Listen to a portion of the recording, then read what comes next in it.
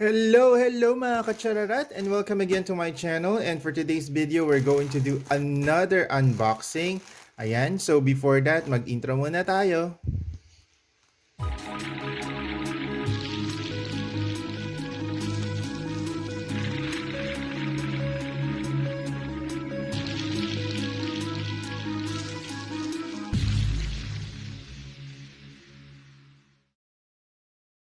Alright, so welcome again mga katsararat. And yes, and today mag-unbox tayo, and we have here the Amazon Echo Show 5 second generation. So ayan. So guys, kung bago pa lang kayo sa aking channel, don't forget to hit the subscribe button and click on the notification bell para lagi kayong updated pag may bago tayong video.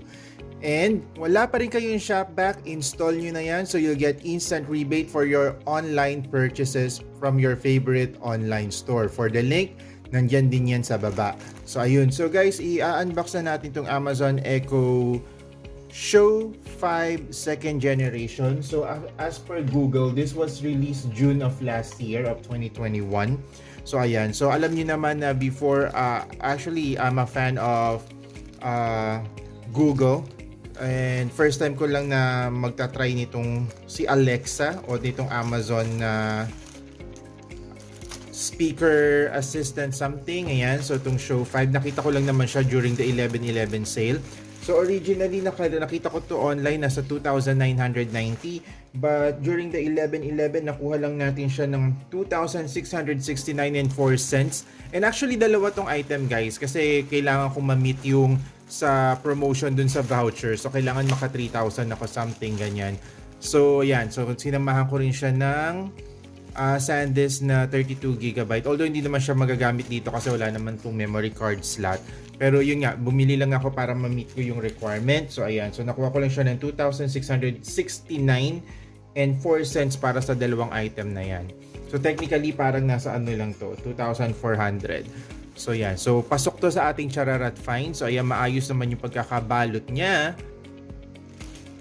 Bali na-purchase ko siya noong November 12, then dumating agad siya ng 15. So it took 3 days para dumating. And galing pa siya ng Taguig sa Bikutan na yan. So actually mabilis pa rin naman. So yan, start na natin. Maayos naman yung pagkakabalot niya.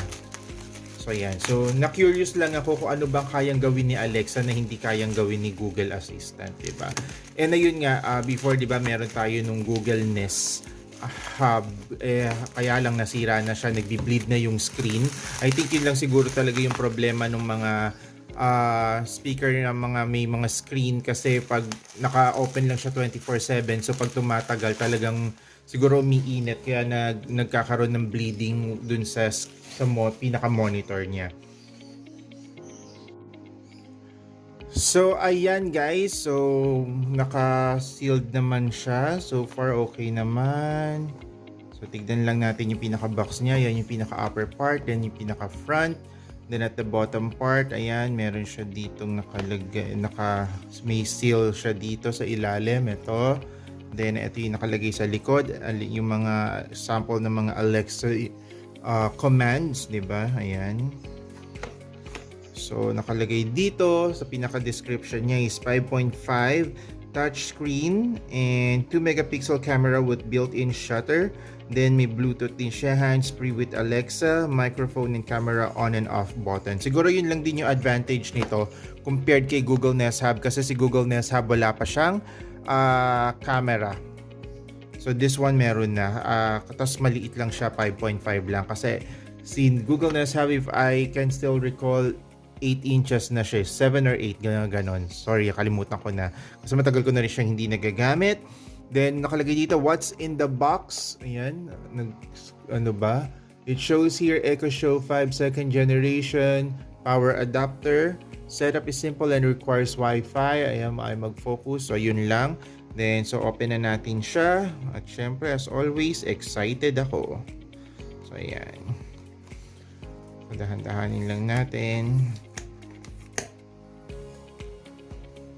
Alright, so yan. So nabuksan na natin siya. Teka, sumasabit. So, there you go. Ayan, so ang cute niya guys. So, ang liit niya lang. So, para lang din siyang kagaya. Parang kasi laki lang din ng cellphone. Actually, mas malaki pa nga yung phone eh. Ayan. So that's the actual unit. Then we have here, ayan yung parang welcome, yung sa content niya, and yung getting to know. Ayan, yung pinaka-manual. So ayan, meron pang isa, important information. Then dito naman sa ilalim, we have the charger. So that's all. So we have the charger and the actual unit itself. So ayan. So nandito yung kanyang volume down, volume up. Then ito yung sa camera. You can turn it on and off. Then nandito yung power switch or power button. Then ayan. Then ito, I think may nabibiling accessory dito para maging pinakapaan niya. Then nandito naman sa likod yung pinaka saksakan na adapter, and meron siyang service a slot for micro yan, di ba? Micro or mini USB. Ayan. So yan. So i-test natin kung mag-open. So hopefully wala namang problema. Try natin, guys. So yan, guys. So the moment of truth, ayoko muna tanggalin yung plastic. Lagay natin tong pinaka-cord dito. So the power cord is about 60 inches long. So ayan. So check lang natin siya.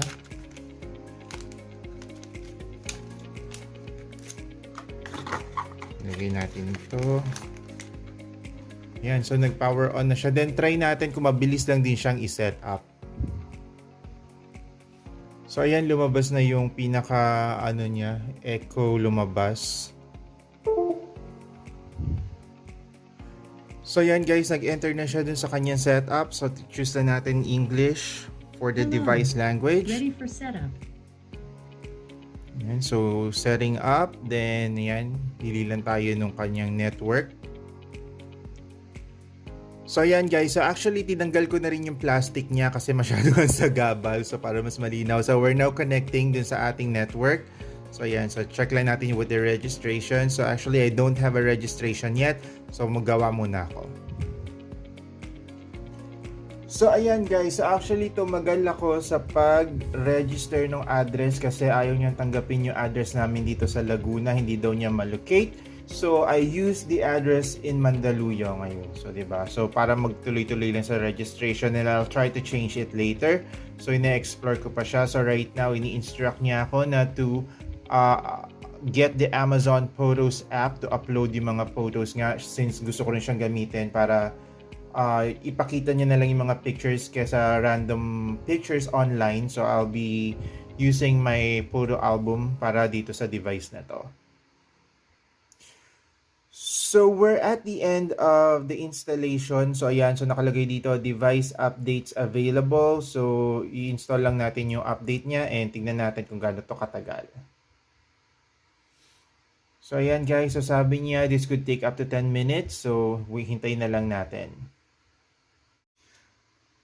Alright, so guys, so ayan, so na-set up na natin si Alexa, ayan, or si Amazon Show 5. So far, okay naman siya, but I still need to do some modification kasi hindi ko pa napapalitan or hindi ko pa rin naman na-upload yung Amazon Photo app, so I'll do that later. So anyway, guys, if you have comments, questions, and suggestion, lagay niyo lang yan sa comment section below. And again, kung bago pa lang kayo sa aking channel, don't forget to hit the subscribe button and click on the notification bell para lagi kayong updated pag may bago tayong upload. And don't forget to share it with your friends na rin.